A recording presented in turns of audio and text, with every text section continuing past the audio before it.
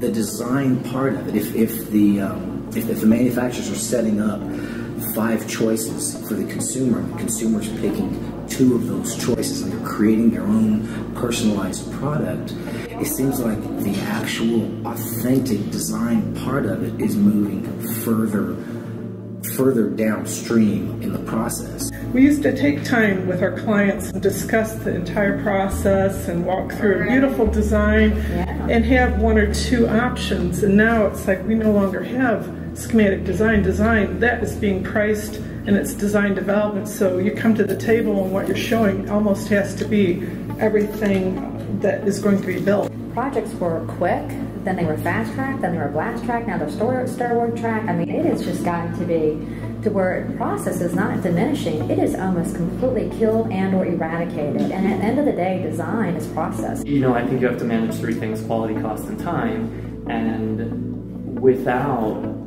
those pushing and pulling variables, you can't have your own democratic internal process. You'll be less judicious with your choices. There's an expectation that if you're a customer, I'm going to provide for you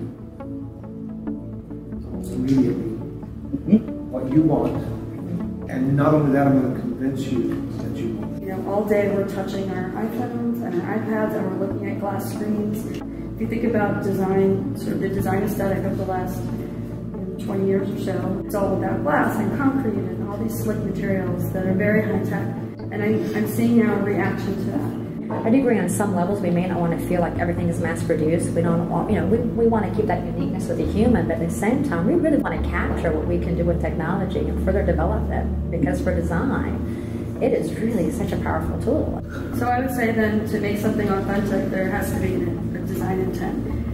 You know, putting what you're saying in some kind of context is important for this idea of authenticity. Kids that are coming out of school, 21 years old, they have all this technology available to them, and it's pushing everyone that's already in the workforce to speed up. You either move with it or get left behind. Technology can also be the answer if our brief communications contain more and better information. And when we can make those interactions more rich in what we're communicating, because the time's not going to change. A minute is still a minute, and if it's enough information, if it's rich enough, then it can be enough to move you to that next step, or to move you to a place where you can have deeper conversations or better interactions.